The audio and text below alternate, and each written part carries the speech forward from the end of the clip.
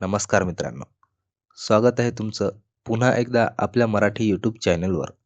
तर आज मी तुम्हाला जी सत्य घटना सांगणार आहे, ती सत्य घटना आहे पुणे जिल्ह्यातील.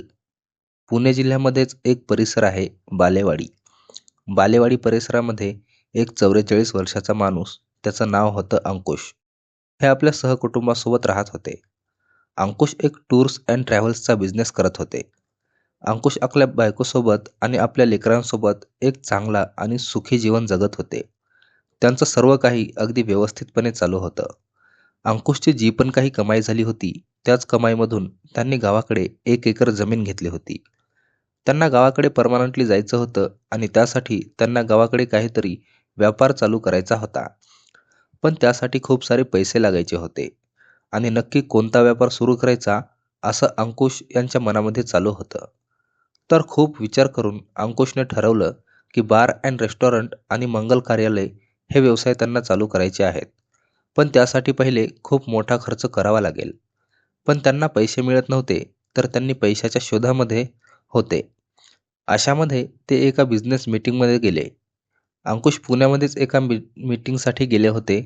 त्याच वेळेस त्यांना एक 42 वर्षीय महिला, जी पेशाने वकील असते, ती भेटली.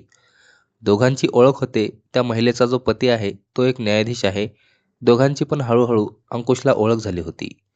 आता त्यांची चांगलीच जवळीक निर्माण झाली. अंकुशने आपली जी समस्या आहे, ती समस्या त्या महिलेला सांगितली आणि त्यानंतर ती महिला अंकुशला 30 लाख रुपये देण्यासाठी तयार पण झाली आणि त्या महिलेने विश्वास करून अंकुशला 30 लाख रुपये दिले. अंकुशने पण ते पैसे घेतले. त्यानंतर त्यांना माहीत नव्हतं की त्यांच्यासमोर किती मोठी समस्या उभी राहणार आहे.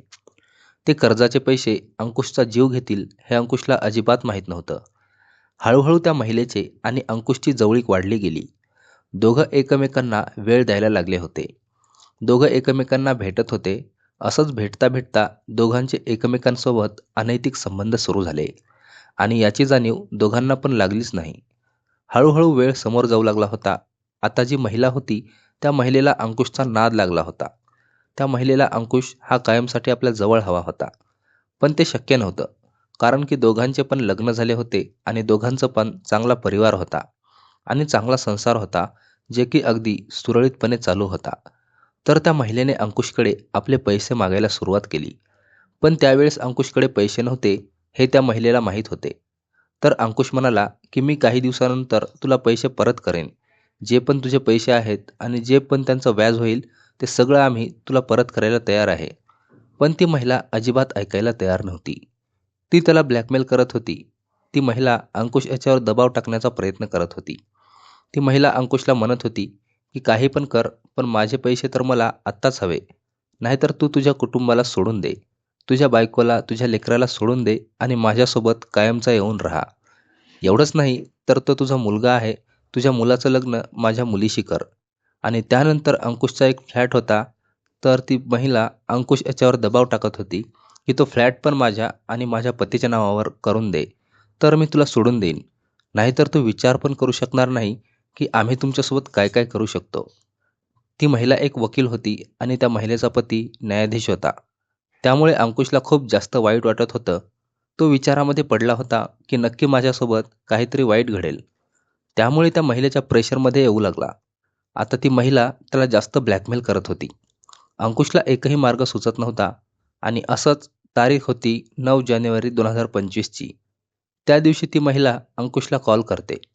अंकुशला कॉल करून एका ठिकाणी बोलवते. ते ठिकाण असते पुणे रेल्वे स्टेशन समोर एक लॉज. त्या लॉजवर अंकुशला त्या महिलेने बोलावलं होतं. दुपारी 12 वाजता अंकुश त्या ठिकाणी पोहोचतो. ती महिला पण त्या ठिकाणी पोहोचते. त्या ठिकाणी गेल्यावर दोघांमध्ये वाद होतो. दोघांमध्ये खूप सगळ्या गोष्टी होतात आणि त्यावेळेस ती महिला अंकुशवर दबाव टाकते की माझे पैसे परत कर, नाहीतर ज्या गोष्टी मी तुला सांगितल्या त्या पूर्ण कर. त्या दिवशी त्या महिलेला काहीतरी एक फायनल करून घ्यायचं होतं आणि त्यावेळेस अंकुशनं पण ठरवलं होतं की काहीतरी यावेळेस फायनल करून जायचं. पण त्यावेळेस अंकुशनी जे पाऊल उचललं, ते खूप चुकीचं पाऊल ठरलं. त्यावेळेस रागाच्या भरामध्ये अंकुशने त्या लॉजच्या मध्ये जी रूम होती, जी रूम त्यांनी बुक केली होती, त्या रूममध्ये त्याने एक गळफास लावला आणि त्या महिलेच्या समोरच त्याने गळफास घेतला व आत्महत्या केली. ती महिला पाहत होती असं सूत्रांमधून माहीत झालं. पण तिने काहीच नाही केलं आणि अंकुशचा जीव त्या महिलेच्या समोरच गेला आणि ती महिला त्या ठिकाणाहून निघून गेली. त्यानंतर या संपूर्ण घटनेची माहिती अंकुशच्या पत्नीला कळाली होती. त्यांच्यावर एक दुःखाचा डोंगर कोसळला होता. ते विचार करायला भाग पडले की आपल्या जे पण त्यांचं अंकुश टांगे होते त्यांनी एवढं मोठं पाऊल उचलायला नको होतं. जर काही समस्या असेल तर त्यांनी एकांतामध्ये बसून सर्वांना सांगून ते सगळं सॉल्व्ह करता आल्या असता. पण त्यांनी एक चुकीचं पाऊल घेतलं. ज्या पण गोष्टी त्यांच्या मनामध्ये होत्या त्या गोष्टी त्यांनी कधीच कुणाला सांगितल्या नाही. आणि त्यानंतर जी अंकुश यांची पत्नी होती ती जवळच्याच पोलीस स्टेशनमध्ये गेली आणि पोलीस स्टेशनमध्ये जाऊन त्या महिलेने जो आरोपी आहे तिच्यावर कारवाई करण्यासाठी मागणी केली. तिच्यावर केस पण टाकली आणि शेवटी पोलिसांनी आरोपी महिलेला एका ठिकाणाहून अरेस्ट केले.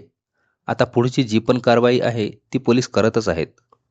तर मित्रांनो, एखादा काळ माणसावर येतो, पण आत्महत्या हा शेवटचा पर्याय नसतो. त्याच्यावर काही ना काहीतरी समाधान हे निघतच असते.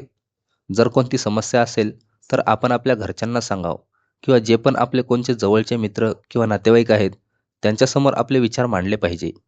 असं एकामध्ये राहून किंवा कोणतं चुकीचं पाऊल उचलणं हे कोणत्या गोष्टीचं समाधान नाही. आज तर अंकुशाने आत्महत्या केली नसती तर त्यांचा परिवार उद्ध्वस्त झाला नसता. तरी संपूर्ण घटना सांगण्यामागचं कारण फक्त तुम्हाला सावधान आणि सतर्क करणे आहे.